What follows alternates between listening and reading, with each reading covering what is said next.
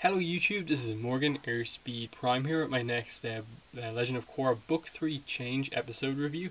This one's going to be for K302 Rebirth. Second episode of the premiere. Obviously we got 3 episodes. I've just done the review for episode 1, A Breath of Fresh Air. But yeah, episode 2, Rebirth, or Rebirth of a Nation, depending on which one you want to call it.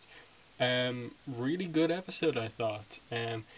Really nicely continued on what episode 1 did, but also really quickly accelerated the plot. Like, this episode went from them not being in the Earth Kingdom to being in the Earth Kingdom and getting a decent amount done. So the plot is going along very quickly, which I not super quickly where it's almost like a problem, but I like that they're like getting through a lot of stuff, and it just makes it seem like things are just going along very nicely. There's still a lot more to do. Obviously, the next episode focuses on Bossing Say, and there's some other stuff happens after that. But other stuff in the episode, just further details on the villains and stuff like that. And I like the slow setup on the villains as well, which is really interesting to me. That they don't go all out on the villains just yet, in that you get to hear in the first episode the the other kind of two more of them here, and then we're going to get obviously Pali at some point as well. But yeah, let me get into some specifics on this episode. I'll start off with the villains themselves. So first of all, Zahir goes to break out Gazan, who's the earthbender of the group, and he's in a really interesting prison. It seems to be almost completely made out of wood to stop him either bending metal or earth, and it's floating out in the middle of the ocean, and obviously he's in a kind of cubed type prison as well. He seems an interesting character because he has tattoos all over his body, and they're not blue like airbenders, but they're kind of grey, navy almost kind of tattoos of something or other. Seem to have kind of shuriken kind of tattoos on his shoulders, and that kind of shows when Zahir breaks him out and throws him a few rocks, that he puts them together, spins them around until they kind of heat up, and basically turns them into lava, magma, whatever you want to call it, and basically uses it as a kind of a spinning blade to kind of cut open the wood. It was a really cool scene actually. And he breaks them out, and obviously Gazan's just asks him, where'd you get the airbending from? And he just says harmonic convergence gave it to me. So that's the explanation they're going with for airbending, and I'm fine with that.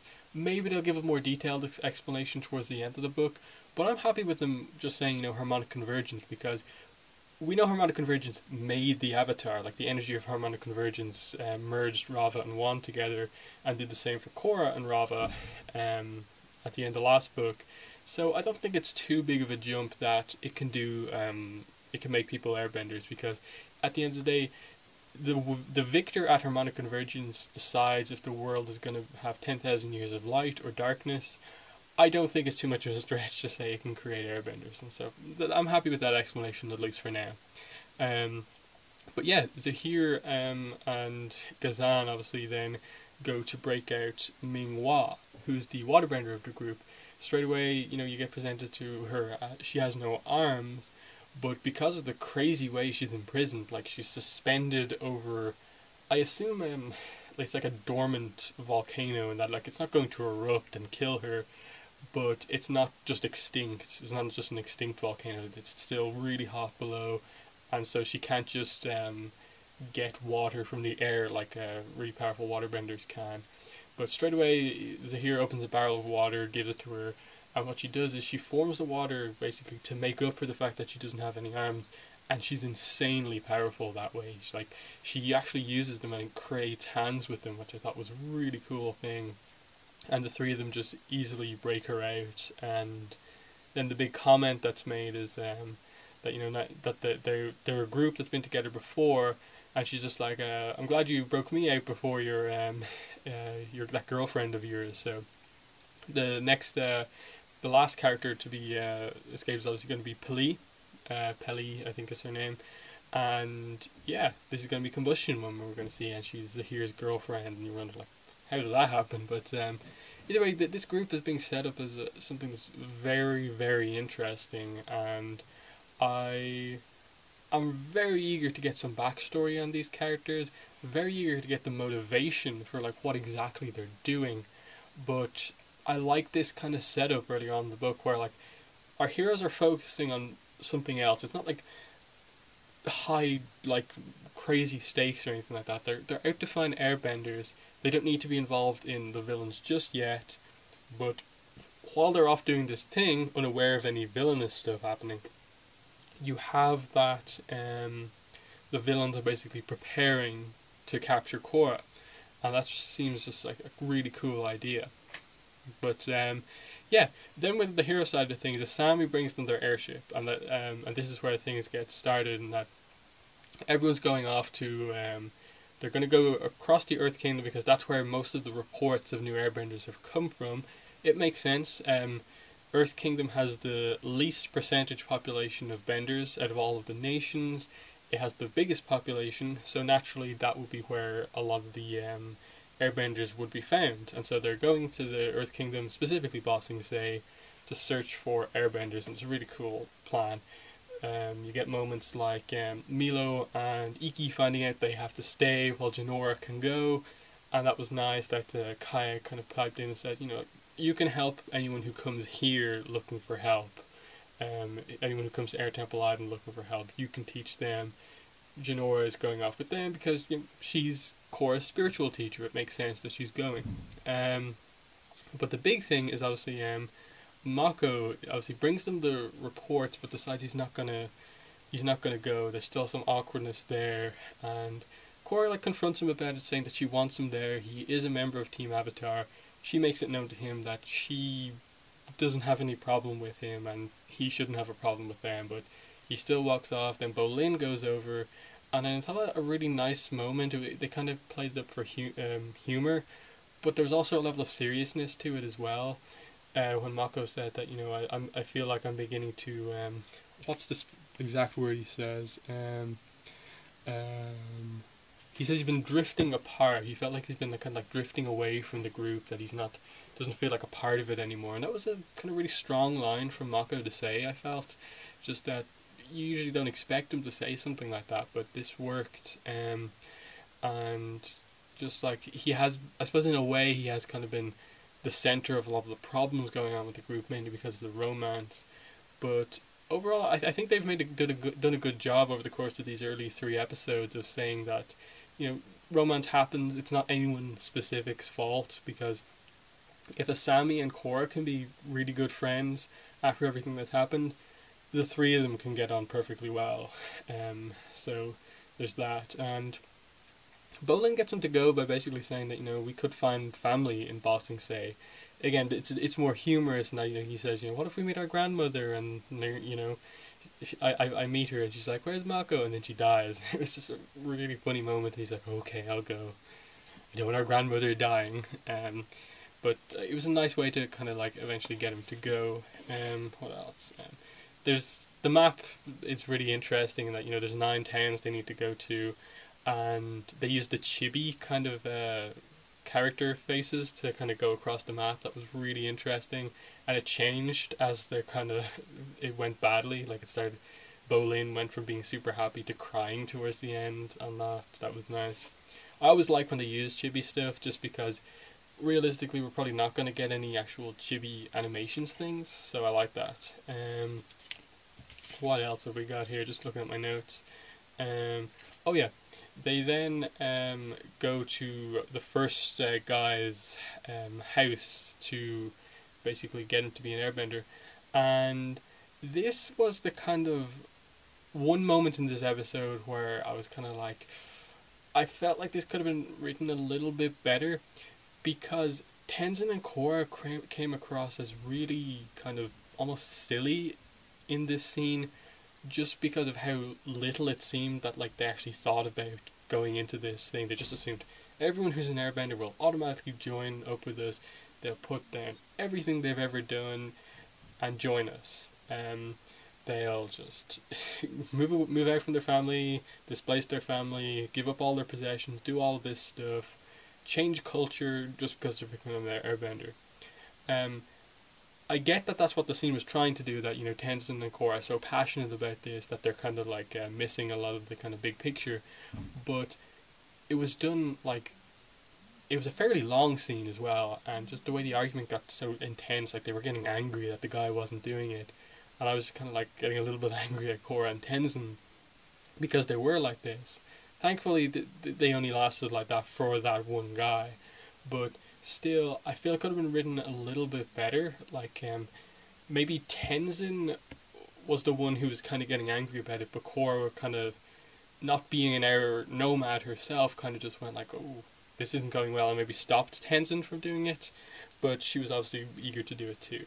Just a little problem with that scene. I didn't have like a massive problem with it, but I felt it was a little forced to just in like terms of how annoyed basically they made Korra and Tenzin get at the guy when you completely understood him getting angry at them for asking him to kind of give up so much. But then they try all the other towns using Tenzin's method, which is basically talking about all the crazy air nomad stuff you have to do and the various ways that people refused him. Like one guy didn't want to go bald, one guy didn't want to have tattoos, didn't want to be vegetarian, didn't like the clothes, didn't like the fact that there was no possessions, and it just didn't work. And then you cut around to Korra attempting her kind of tough love method, and this was a funny scene because we got a character called Ryu, who is completely modeled after Ryu Ki-hyun, who's he was one of the directors for Legend of Korra Book 1 Air, and he's really big in the production side of things throughout all of Korra in terms of character designs and stuff like that. And we got just straight out him in the episode. That the design for the character was based on him. Wasn't voiced by him, but it was still interesting nonetheless. And this guy's just kind of this lazy guy, didn't want to really do anything, not even join the Air Nomads, and he made Korra really angry. And she made some like good points. Like you could really see that the guy was like just a complete idiot. When you're saying you don't have to be the Avatar, I'm just like, I kind of do. The world would be in complete darkness if I didn't take up my role. And the least you could do is, you don't have anything going on right now. Why don't you give this a chance? Stuff like that. And his mother even wanted him to do it. So that was a kind of nice scene. But I do like that the next scene that they go for is they actually go with kind of the more comedic route. Bolin coming up with an idea. And this really played on the fact that he has a kind of acting background from the last book. He knows kind of what to do.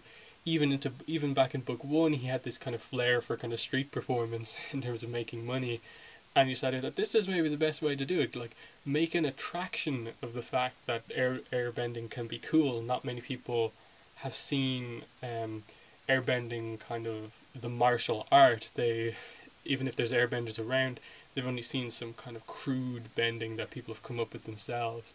This is going to be a display of master airbenders, and it was probably my favorite scene of the episode. Just seeing Tenzin without the shirt on doing the his signature move, the kind of air cycle thing that he does, and then the thing that really reminded me of Avatar: The Last Airbender was Mako with the kind of fake acting kind of scene where like Bolin's just like, there's a criminal firebender in the audience, and he walks out and he's just like, yay, fire. And then Korra, they obviously had planned that like she'd just like knock him down with a bit of air, but instead she kind of entertains herself and Asami over the fact that Mako's being so weird around them by making an air cyclone and bouncing him around the place, and that was really fun. And then Jinora demonstrates the kind of gliding aspect of it, the use of the staff when she's up on the roof, all the while Bolin's narrating. And then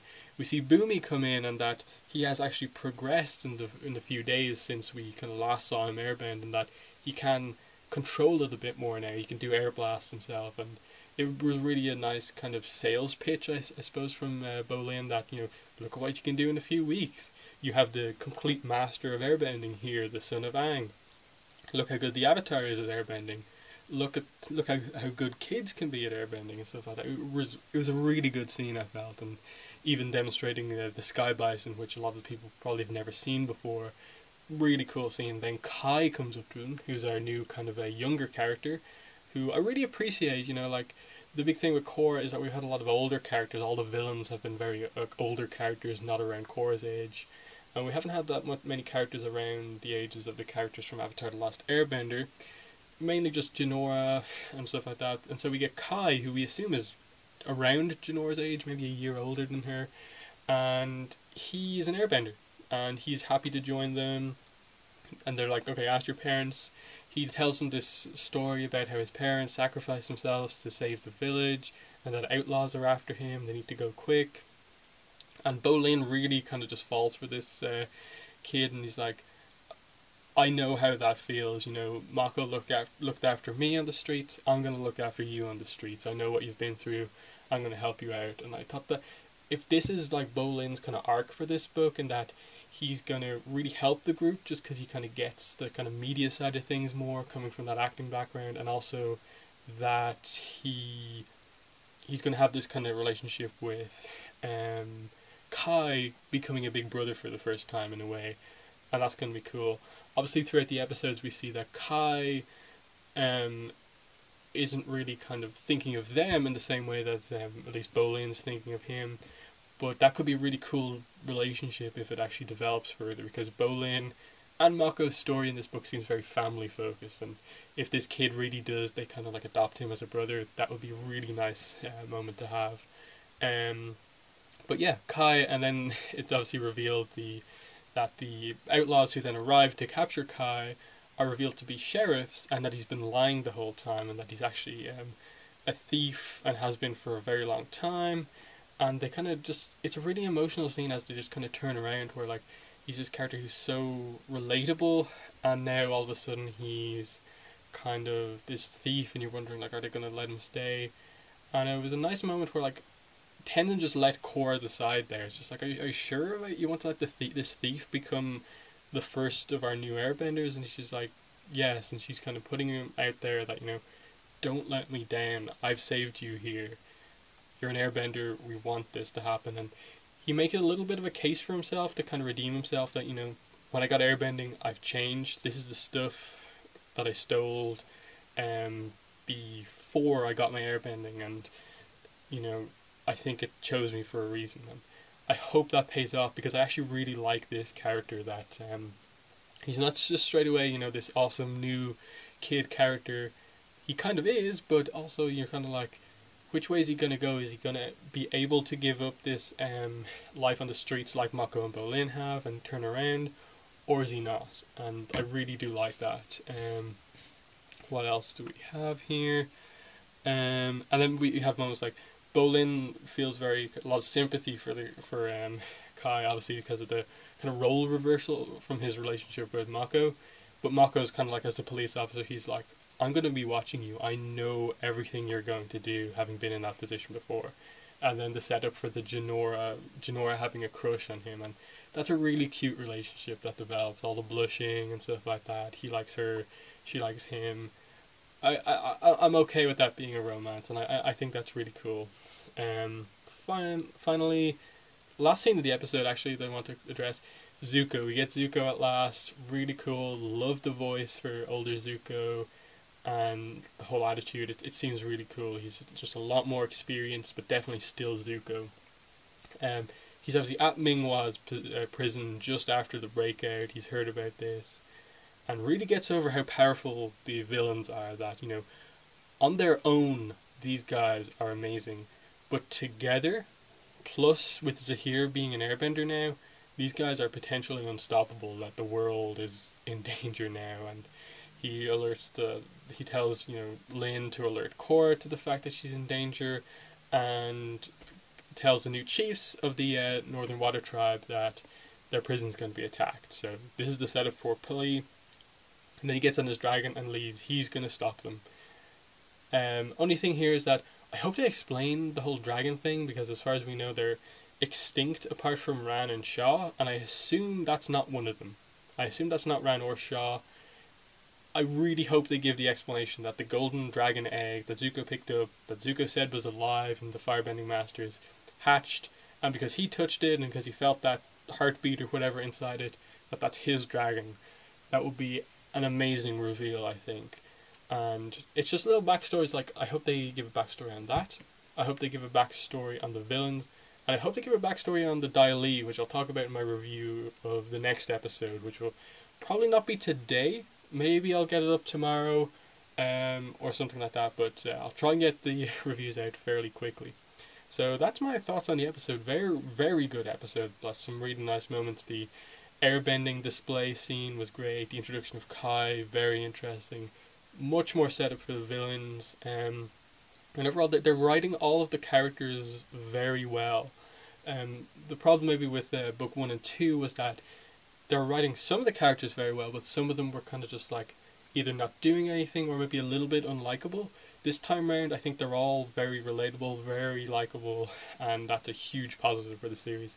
Writing is very good, and each episode seems to really just very much lead into the next, and lots of setup, and really enjoying it. But yeah, that's been the review. Definitely check out the podcast later on today, where we'll be doing a Korra Roundtable podcast for the Avatar Online podcast for K301, A Breath of Fresh Air.